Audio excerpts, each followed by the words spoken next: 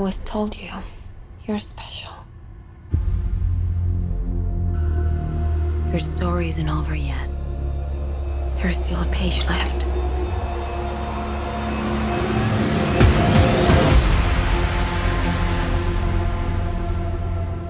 So there's a good chance that going forward, 2017 will be remembered as the year that killed many myths about the film industry. Wonder Woman managed to buck many myths about how female-led superhero films were inherently terrible, while also showing that lady heroes could pull in as much money as the guys, even when they had a smaller budget. Logan solidified that R-rated superhero movies could not only be good, but great, also with a smaller budget. And then it went and shattered so many records, it really makes you kind of wonder why Hollywood has been so reluctant to make R-rated horror movies lately. And now we have Blade Runner 2049 that proves a sequel to a beloved film from 30 years ago can not only be good, but can be amazing, sans caveats.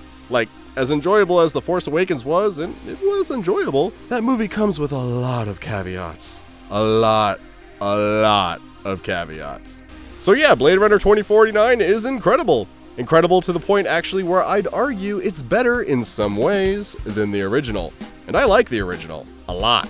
And now for those that don't know, the Blade Runner verse is one of grumpy detectives wandering through a futuristic version of LA well past its prime, trying to find pseudo-robots called replicants who have broken free of their programming and gone murderously AWOL.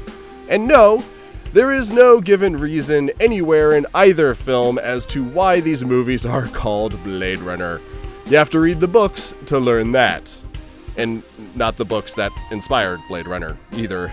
It's a whole thing. And while both films start with despondent detectives on the search for non-human criminals, they both end up being incredibly deep meditations on what it means to be human, the purpose of existence itself, and engineered social inequalities, among many other things that I can't even get into without spoiling the hell out of some truly great pieces of cinema. And what makes Blade Runner 2049 so damn good is how it not only manages to take everything set up in the first movie and expand upon it without losing any of the unique style or life that made the first film so awesome, but also because 2049 manages to bring to the table so many new ideas and ways to play with all these pre-established themes. And 2049 does this while also dancing around without answering long-running fan theories about the original film, but also possibly confirming the theory that Soldier is in fact set in the Blade Runner universe. Yeah, you remember this? Of course not, no one does, because it was bad. But yeah, it might be Blade Runner canon now. As odd as that is, there's just really so much I could talk about with this film, like how if Richard Deacon's cinematography somehow yet again doesn't get an Oscar, it'll be a crime against art. Or how CGI in this film might be used in the coolest way I've seen in ages. Or just how goddamn good the entire cast is. All of that and so much more all add up to Blade Runner 2049 easily being among the best films of the year so far. And going forward, it will probably be one of the more talked about ones as well, even if that moment of discussion takes some time to kick in.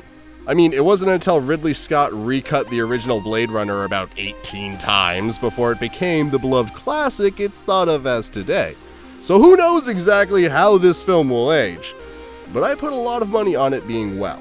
So who's seen Blade Runner 2049? What did you think? Does it hold up against the original? Have you seen the original? Does it hold up? Does it hold up? Will it hold up? Whatever you got, give me a shout down below and let's talk about it. And if you wouldn't mind leaving me a like, share, or subscribe, I promise to tell you why Blade Runner is called Blade Runner. Because at this rate, it'll be 2049 before one of these movies bothers to clue us in. Bye!